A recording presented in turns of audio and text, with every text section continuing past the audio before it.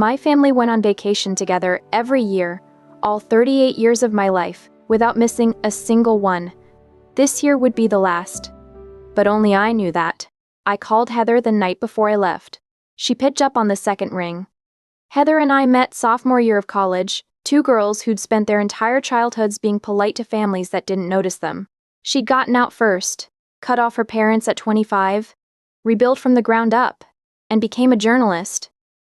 That's why she understood, not because I'd explained it to her, but because she'd already lived it.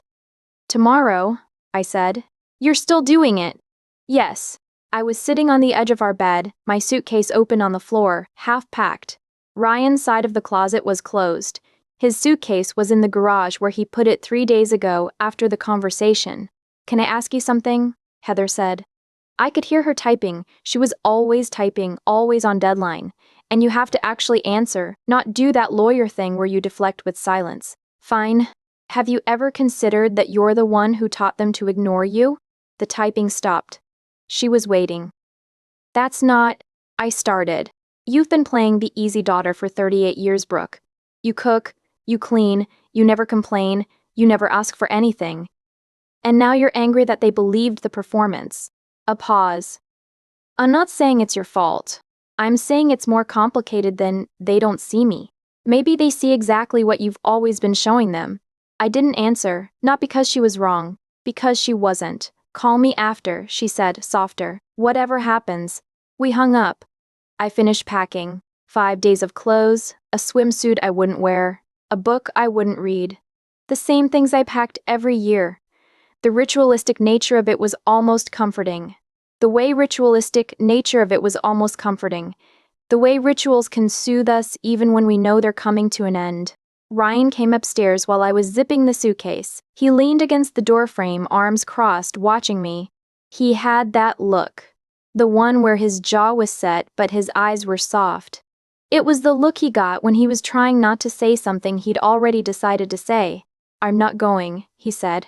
I'd known this was coming. He'd said it 3 days ago, standing in the kitchen, his hands flat on the counter like he needed something solid to hold onto. I can't watch you disappear again. Every year we drive up there and you walk in the door and you become someone else, someone smaller, someone quieter, someone who apologizes for existing. And I stand there, unable to do anything because they're your family and you won't let me say a word. I'm done. I love you, but I'm done watching it. He'd been right about everything. That was the worst part. I know, I said. Are you angry? No, Brooke. I'm not angry, Ryan. I looked at the suitcase on the floor, packed for a trip I didn't want to take, to a house where I would cook and clean and smile and shrink. I think you not going might be the thing that makes me actually do it. He didn't understand that. I could see it in his face. But he nodded anyway because that was Ryan. He didn't need to understand everything to support it. That night, I couldn't sleep. I lay in the dark and thought about the summer I was 8. I'd drawn a picture for Mom, a house with a purple roof and a sun with a face. She'd said, "That's beautiful, sweetheart," and put it on the refrigerator with a magnet. Laura's drawing from the same day, a horse, lopsided, with the crooked tail, was framed. It hung in the hallway for 11 years until they repainted. I don't think Mom even noticed the difference. That was the thing about being the middle child. The injuries were never inflicted. They were simply not prevented. No one hurt you. No one meant to. You just grew up with a slight tilt, like a tree that learned to bend around something no one else could see. I left at 6 in the morning. Ryan kissed me at the door, held my face in both hands, looked at me like he was memorizing something. Call me tonight, he said. Every night. I'll be here. The drive was 4 hours. I took the coast road because it was longer, because every extra minute in the car was a minute I wasn't there yet. A minute I was still the version of myself I'd spent 15 years building, the version who drafted merger contracts and restructured acquisitions, who could untangle $1 million deal with neat, precise language and no loose ends.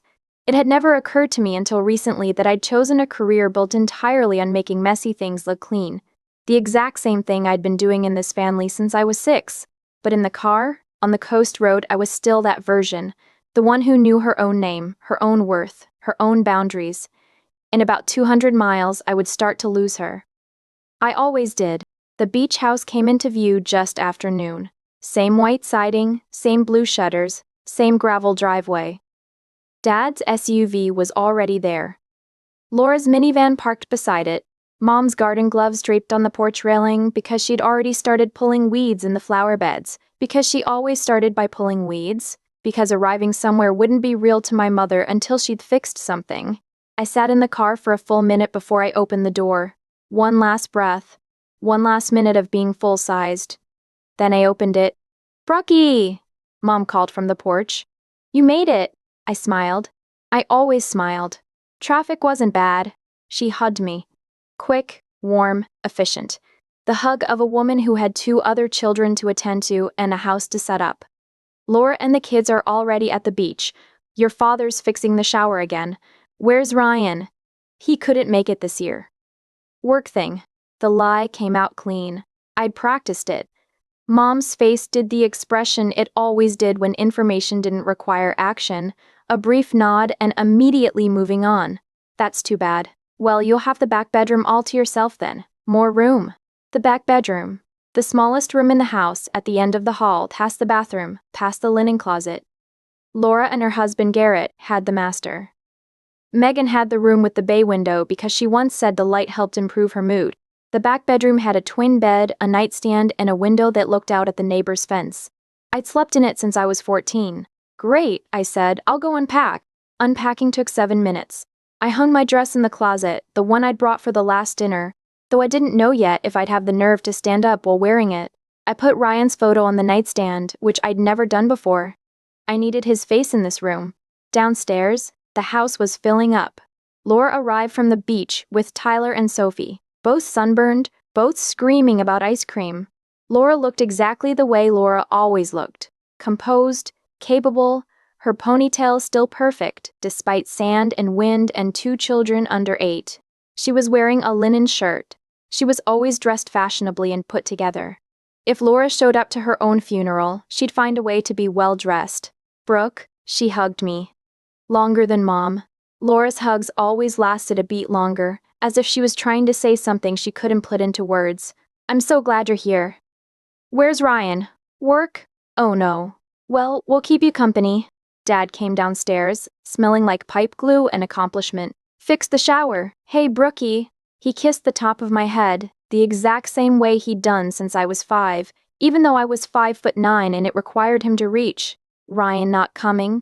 "No, That's all right, more pie for us." He clapped his hands together. "Who's hungry?" Nobody asked why Ryan wasn't coming. Nobody asked how I was doing without him. Nobody asked if I was okay driving 4 hours alone. The only question I got all afternoon was from Mom, 2 hours later, standing in the kitchen.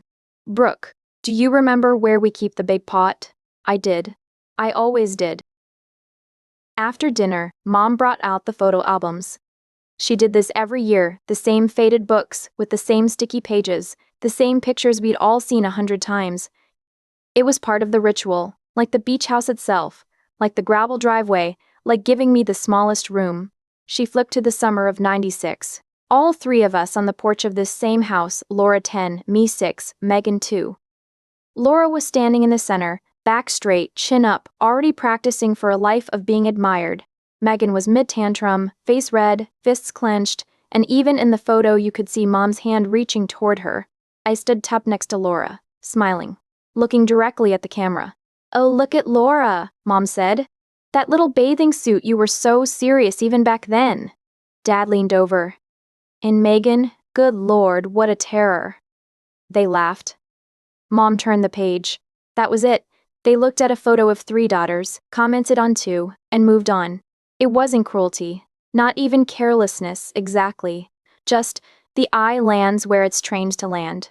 Laura, because she shines. Megan, because she demands. Brooke, because she's there. Just there. I excused myself and went upstairs. No one noticed me leave, the same way no one had noticed me in the photograph. I called Ryan from the back bedroom, the window was open. I could hear the ocean 2 blocks away, and my family downstairs, still laughing over the albums. "How was it?" he asked. "Normal." A pause. "Yeah," he said quietly. I figured. We both knew what normal meant. It meant I'd already started shrinking. The second evening, Laura told us she'd gotten the promotion. None of us knew before dinner. She'd been waiting for the right moment, which turned out to be after the salad was served and before the wine was finished, when the table was full and the light was a brilliant golden, and everyone was looking at her because everyone was always looking at Laura. "I didn't want to make a big deal out of it," she said, which was the kind of thing people said when they absolutely wanted to make a big deal out of it. But Laura wasn't acting, that was the point. She genuinely believed she was being humble. She was the eldest daughter, raised to achieve and then apologize for the achievement, which only made people admire her more. Mom's face lit up. I watched the process happen, the way her entire face reorganized itself around Laura's news. Her eyes widened, her hands clasped together. She leaned forward. "Tell the family everything." Laura told everything. I know this because I counted the minutes.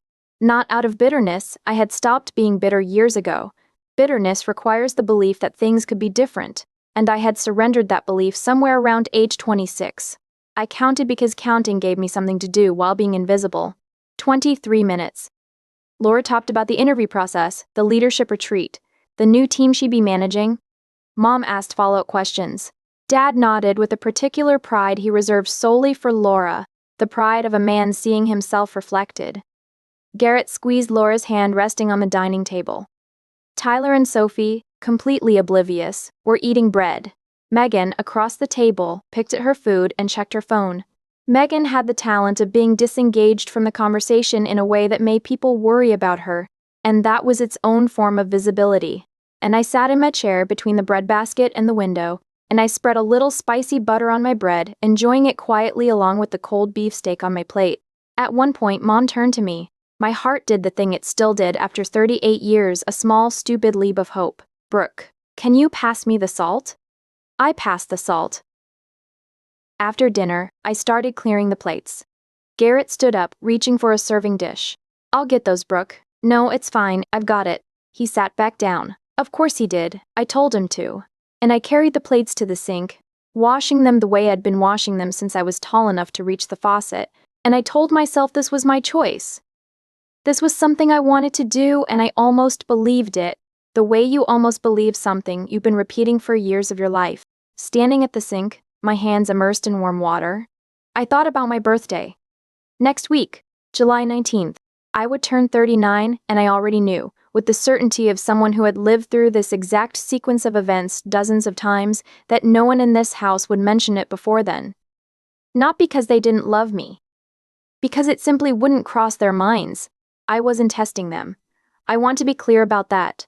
I wasn't setting a trap, hoping they'd fail so I could point to the failure as proof. I simply knew, the way you know the sun will rise, that my birthday would not flash across their minds. Not because they didn't love me. They did love me. They loved me the way you love a piece of furniture that's always been in the room, completely, unthinkingly, without ever stopping to ask if it wanted to be somewhere else. That night I sat on the porch. The ocean was loud. The sky was the kind of dark that only happens away from cities. Wide, heavy, full of things too far away to reach. I pulled my knees to my chest and thought, maybe I'm making this up. Maybe I'm the difficult one. Maybe this is just what families are, and I'm the one who can't accept it. My phone lit up at 10, Ryan. I watched his name glow on the screen for a long time. 5 rings, 6, 7. And then it went dark. I didn't call him back. He would think I was already asleep. Not answering wasn't because I was angry. Not because I didn't want to hear his voice. But because this time I wanted to sit and fully feel the person inside me. 38-year-old Brooke, a corporate lawyer who had never dared to lay down the law to judge her own family. I sat on the porch alone and I let the pain be its true shape, jagged, sprawling. The house behind me went dark, room by room. No one came looking for me. No one checked the porch. No one said goodnight. I went to bed at midnight, and for the first time, the silence didn't feel like being forgotten. It felt like a choice. A small one. But mine. The next morning, Dad found me in the kitchen at 7, already making coffee. He was wearing the fishing vest he'd had since 1998. He poured himself a cup, leaned against the counter, and looked at me with the casual fondness of a man who loves his daughter without ever having been curious about her. "Brookie, you're up early." "I like the morning. Listen, everyone was thinking, since Ryan's not here and you're free, would you mind handling dinner tonight? Maybe that chicken thing you make? The one with the lemon?" He said it like a compliment, the one with the lemon, as if remembering the dish proved he paid attention. He didn't know the recipe took 3 hours. No one here knew I'd learned it from a cooking class I enrolled in after my first miscarriage, the one I never told them about, because no one ever asked more than 3 questions. They simply told me I needed to rest. He knew the chicken. He didn't know the why. "Sure, Dad. You're the best cook in this house, you know that." He lingered at the counter after I said yes, like he wanted to say something else. His fingers tapped the mug twice. "You know, Brookie, he trailed off. Looked into his coffee as if it held the rest of the sentence. "You're a good kid," he said finally, and left. He'd called me a good kid for 38 years. To him, I was still the most obedient child, the one who would say, "Sure, Dad," and never make him figure out what to say next. I spent almost the entire day cooking, a 2-hour drive to the nearest supermarket to buy ingredients. 3 hours of prep, an hour of roasting. Laura came through the kitchen a few times to get water and snacks for the kids, and then paused at the door, phone in hand, jaw tight. "Everything okay?" I asked. She looked up, startled, and the mask clicked right back into place. "Fine," she said, smiled. The same too-perfect smile I'd seen her use on everyone. I recognized it. I frequently wore one exactly like it. Mom passed through on her way to the porch, where Megan was sunbathing. Dad was fishing with Garrett. I was alone in a kitchen full of food that would feed 8 people, and for a moment, just a moment, I felt the strange satisfaction of being useful, which is the closest thing to being seen that some of us ever get. Megan came in around 3:30. She opened the fridge, stood there for a while. Megan never knew what she wanted, from refrigerators or from life, and eventually pulled out a sparkling water. She didn't leave. She hoisted herself onto the counter, legs dangling, watching me handle the chicken. "How do you do that?" she asked. "Do what?" "All of it." She waved her hand vaguely at the kitchen. "The cutting board, me?" "Cook. Stay calm. Handle things. You're always so, I don't know, put together. I wish I was like you." I set the knife down. I looked at my little sister, 34 years old, sitting on the counter like she was 12, sparkling water in hand, genuinely believing that what she saw in me was calm, not suppression, not decades of practice at shrinking my needs down so small they could fit inside a thimble. She saw calm the way you look at the surface of a lake and call it still, completely unaware of the water beneath, of how hard it's working to hold everything in place. I wanted to say, "I'm not calm, Megan. I'm just not allowed to be anything else. You get to fall apart because they'll catch you. I don't fall apart because no one's standing underneath me." These words just swirled around in my head. "Practice," I said. She smiled. "You should teach me sometime." "Maybe." She left with her sparkling water and her belief that her sister was fine. And I stood in the kitchen and remembered something I hadn't thought about in years, the school play, 5th grade. I'd had 4 lines. 4. I'd practiced them for weeks, standing in front of the bathroom mirror, getting the timing just right. The night of the show, Mom and Dad both came. Laura had a girls' soccer game the same evening. Dad left at intermission to catch the second half. Mom stayed, but when I found her afterward, she was on the phone with Dad asking about Laura's score. "You were great, honey," she said, one hand over the receiver. "Really great." Then she went back to the call. 4 lines. I remember every single one of them. I don't think Mom heard any. My phone buzzed at 4:30, a text from Heather. "You remember why you decided yet?" 6 words, no explanation, no preamble. Heather had been a journalist for 15 years. She knew how to make every word count. I stared at the screen. My hand smelled like lemon and garlic. The chicken was in the oven. The table wasn't set yet. 8 plates, 8 napkins, 8 forks. I had counted them in the cabinet, the same way I'd counted Laura's 23 minutes, the same way I counted everything to prove to myself that what I felt was real. I almost typed back, "Maybe I won't say anything. Maybe this is fine." Then I looked down at my hands. Lemon juice stuck under my nails. A small burn on my wrist from touching the oven rack. And I thought about all the meals I'd cooked in this kitchen. Thanksgivings, Christmases, birthdays that weren't mine. All the plates I'd carried, all the bowls I'd washed, all the hours I'd spent making sure everyone was fed, while no one asked if I was hungry. I remember, I typed back, That evening, they loved the chicken. Mom said it was even better than last time. Dad had seconds. Laura said, "Brooke, seriously, you should open a restaurant," which was the kind of thing people said to women who cooked for them, a compliment wrapped in a suggestion that your talent existed to serve. After dinner, I washed the dishes. Again, Ryan called at 9. I sat on the back steps, the kitchen behind me still smelling of lemon. The phone pressed tightly to my ear. "You didn't pick up last night," he said. Not accusatory, just scared. "I know. I'm sorry. I needed to sit with it." A pause. "Okay, then, how are you?" "I cooked for 8 people today." "Did anyone help?" "No." "Brooke, why do you keep doing this?"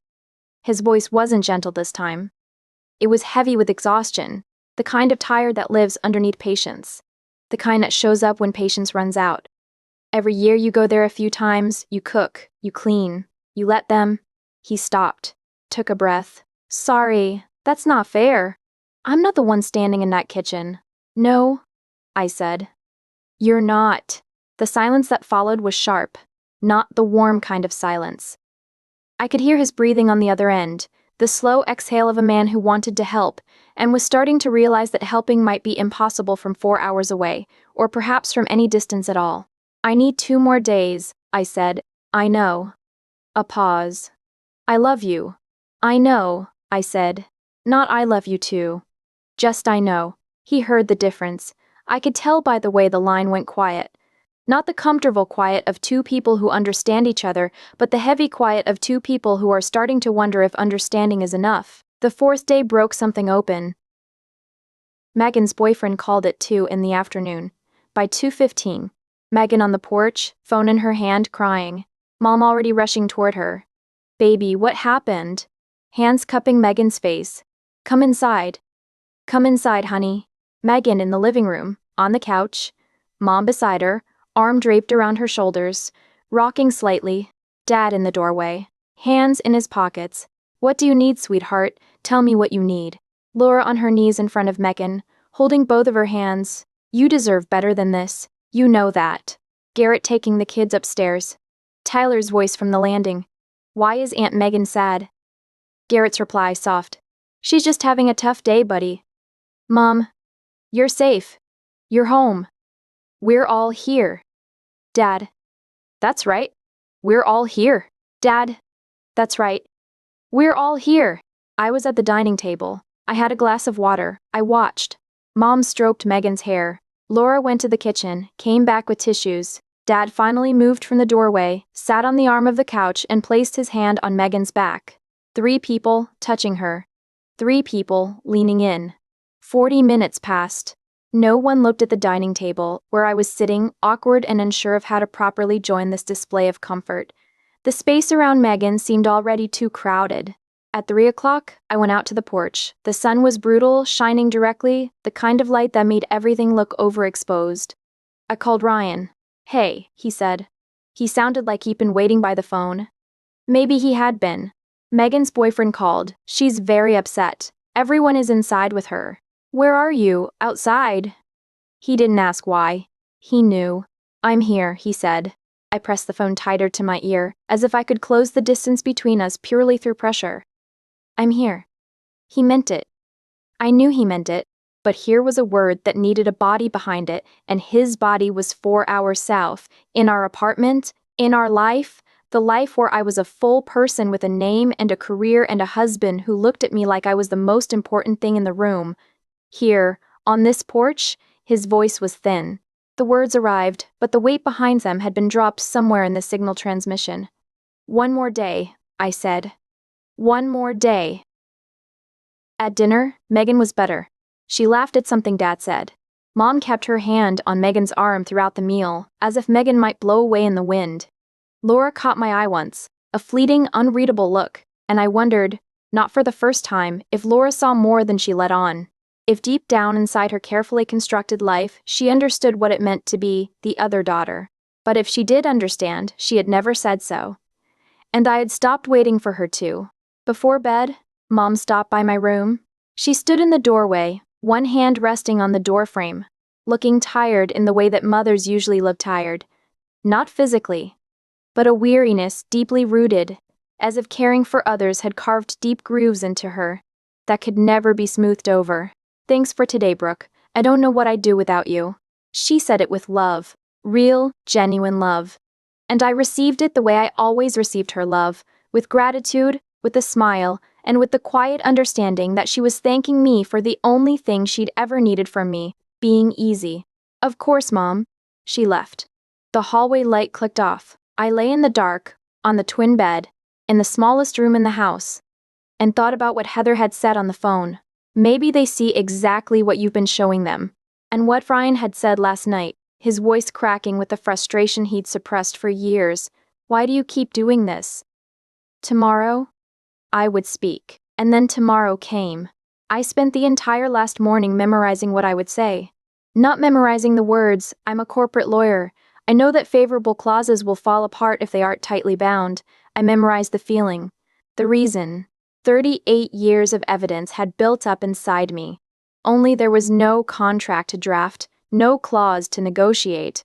Just a family that loved me in a language I had never been able to translate to mean being seen. At breakfast, Mom made pancakes. She poured the batter into animal shapes for Tyler and Sophie, a bear, a rabbit. She asked Laura how she slept. She asked Megan if she was feeling better. She asked me to get the syrup jar from the top shelf. The day passed the way last days usually pass, slowly, heavily loaded, every moment carrying more weight than it should. We went to the beach. Tyler built a sandcastle. Sophie found a shell she swore was a shark tooth. Megan took photos to post on Instagram, angling her face toward the light. Laura read a novel under an umbrella, her reading glasses making her look so much like Mom that it startled me. Dad waded into the water up to his knees and stood there, looking out at the horizon. The way men of his generation stand at the edge of all things. Not quite in, not quite out. I sat on the sand, slightly apart, close enough to be part of the group, far enough away that no one would notice if I left. Nobody noticed. At 5 o'clock, we headed back to the house to prepare for the last dinner. Mom wanted to make a reservation at the seafood place on the pier, but Dad suggested dining at home instead of going out. "This is our last night, let's keep the family atmosphere." Mom agreed. Laura agreed. Megan agreed. No one asked me. The decision was made and I was included in it the way walls are included in a room, structurally necessary but never consulted. I took a shower. I put on the dress I'd brought. Navy blue, simple, the kind of dress I usually wore when working face-to-face with clients. It felt appropriate. I was about to negotiate the most important deal of my life and the counterparty was love itself. The table was set and I had not set it. Laura had, which surprised me. She'd put candles in the center and arranged a vase of wildflowers picked from around the house. Mom had reheated barbecue pork ribs and potatoes, a dish ordered from a nearby restaurant, and Laura had plated it. Garrett showed off his lobster steaming skills, introducing that the temperature and time he chose would determine the perfect sweet chewiness of the meat. I helped make the melted butter sauce. Wine was poured. The chairs were arranged. Everyone sat down. I sat in my usual spot near the window. Dinner was wonderful. I want to say that clearly because it matters. The food was warm, the wine was good, the candlelight made everyone's faces look soft. Tyler told a joke he'd learned at school. Why did the Scarecrow win an award? Because he was outstanding in his field. And the whole table burst out laughing. The genuine, unguarded laughter of a family that truly enjoyed being together. Dad told a story about his first job. Mom looked at him the way she had looked at him for 45 years. With exasperation and admiration in equal measure. Laura and Garrett looked at each other happily. Megan was smiling, even if she wasn't truly bright-eyed yet, and I sat there in the middle of all this love and I felt myself disappearing. It happened every year. The gradual fading. Like someone was turning down my volume, bit by bit, until I was just a shape at the table, a body in a chair, a silence taking the form of a daughter that everyone had learned to look right through. They didn't do it on purpose. They did it the way you stop noticing the sound of the ocean when you live near the beach. I had become background noise. I put my fork down. My hands were trembling, just slightly. I pressed them flat against the table. I took a breath. I need to say something. The table sank into silence. Not the dramatic silence of movies, but the confused silence of people who have been interrupted mid-joy. Mom looked up. Dad stopped chewing. Laura's hand let go of her wine glass. Megan tilted her head, the way she still did when something unexpected happened, like a bird hearing a strange sound. I love you, I said. My voice was steady and firm. 15 years in boardrooms and contract negotiations had given me that. I love all of you. I need you to know that before I say the rest. Brooke, what? Mom started. Please listen to me. She closed her mouth. Dad put his fork down. The candles flickered. Tyler whispered something to Sophie, and Laura gently placed her hand on the boy's arm. Not right now, sweetie. I stopped. The words I'd been rehearsing all morning, the careful, measured words, the lawyer's words, shattered. What came out instead was smaller, uglier, less polished. Why didn't anyone ask me about the chicken? Silence. Confused silence. Mom blinked. The chicken? She said. I cooked for 3 hours yesterday. 3 hours. And everyone said, this is great, and then I went to wash the dishes, and I pressed my hands hard against the table. My voice was shaking now. I know that sounds stupid. I know it's just washing dishes, but it's not just washing dishes. I was losing my coherence, and I could feel it. The composure peeling away like cheap paint, and what lay underneath was not the elegant argument I had planned out, but something raw, embarrassing, and true. It's every holiday, every vacation, every family dinner where I'm the one who cooks and cleans and makes sure everyone is comfortable, and I never ask for help, and I know that's my fault. I know I'm the one who did it. Garrett offered to clear the plates 2 nights ago, and I told him no, I can do it because that's what I do. That's what I've always done, and at some point I stopped knowing whether I was doing it because I wanted to or because it was the only way anyone in this family ever. My voice broke. The only way anyone ever turns toward me. The table was very, very quiet. My birthday is next week, I said. My voice was smaller now, almost talking to myself. Not a single person has mentioned it, and I know that's a small thing. I know people forget. But no one in this family forgets Laura's birthday. No one forgets to ask Megan if she's okay. And I'm not saying this to blame anyone. I'm saying it because I've spent 38 years realizing it and never once saying it out loud, and I can't do that anymore. I was crying. Strangely enough, I was crying in a controlled manner, as if my inner self had truly understood this trauma completely. Without the emotional outburst I had once feared. I love you, I said again. And I know part of this is something I brought on myself. I taught everyone that I didn't need anything. I made ignoring me so easy that you all stopped seeing me, and I can't even be angry about it because I was an accomplice. But I'm tired. I'm so tired of being the most agreeable person in this family, and I don't want to do it anymore. Dad's voice came from somewhere low, somewhere gravelly. Brookie, we love you. I know you do, Dad. That's the part that makes this so hard. The silence that followed was the longest silence of my life. Laura looked down at the table. Her jaw was clamped tight. I watched her swallow hard once, twice. She didn't say anything, but something shifted behind her eyes. Recognition. Maybe. Or guilt. Or maybe she had always understood perfectly well. Only she let it happen anyway out of the family's habit. Megan stared at me, looking, for the first time in our lives, like she was seeing. As if she had spent 34 years sharing a house with a person she had never actually looked at. Dad sat perfectly still. His hands were placed on the table, mirroring my posture. He didn't speak because he didn't know what to say. And my father was the kind of man who believed that silence was better than the wrong words. He was right about that. But 38 years of right silences had built a wall I could no longer climb over. And Mom looked at me and said very softly, "You're saying this to hurt me." She wasn't being cruel. She was just being her, a woman who had loved 3 daughters with her entire heart and had never once wondered if that love was reaching all of them equally. In her world, a child's pain was a mother's failure, and a mother's failure was the child's fault for exposing it. That sentence almost pulled me backward. I felt the reflex, 38 years of muscle memory, rising in my throat like bile. I'm sorry. Forget what I just said. The apology sat on the tip of my tongue, ready and waiting. I swallowed it down. I'm not saying this to hurt you, Mom. My voice was just a whisper now. The lawyer was gone. There was only me. Only the middle child, standing her ground at the dining table for the first time in her life. I'm saying this because not saying it has been hurting me. Nobody reacted. They just sat there, 5 adults and 2 children, and the ghost of every family dinner we had ever had. And for the first time in 38 years, the silence at the table belonged to me.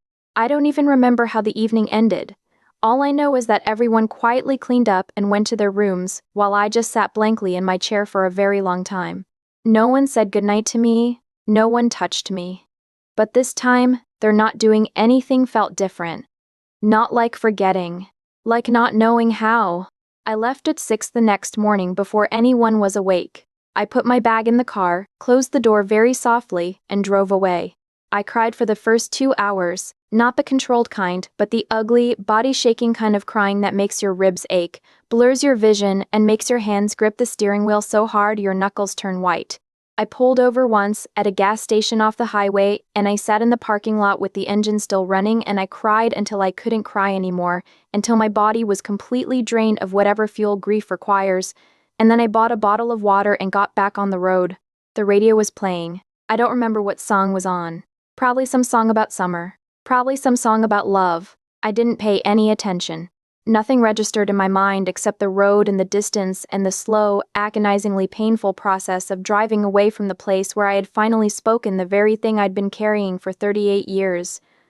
I wasn't crying because someone had hurt me. I was crying because no one knew they were hurting me. I pulled into our parking garage at noon. The apartment building looked the same. The elevator smelled the same. The hallway carpet was still that same ugly beige. Everything was exactly the same. Everything was exactly the same. Everything was different. Ryan opened the door the moment I rang the bell. He had been up waiting for me since early morning. He looked tired, the kind of tired from waiting in an empty apartment, wondering if this time his wife would come back whole or in pieces. He looked at my face, the puffy eyes, the dried tears, the characteristic exhaustion of a woman who has just done the hardest thing she's ever had to do, and he didn't ask a single thing. He just held me.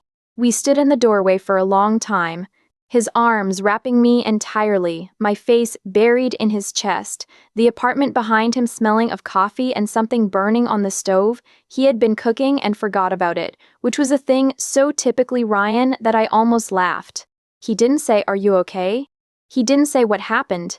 He didn't say, "I told you so." He just held me. And for the first time in 5 days, I felt my true size return. The width of my shoulders. The length of my spine. The space I was allowed to occupy in a room where someone actually saw me. "Hi," he said into my hair. "Hi. I burned the pasta. I know, I can smell it." He let out a laugh, a brief, exhausted sound, carrying more relief than humor. I laughed too. And then I cried again. But this time it was different. This time, there was someone holding me. I called Heather that afternoon from the sofa with Ryan's arm draped over my shoulder.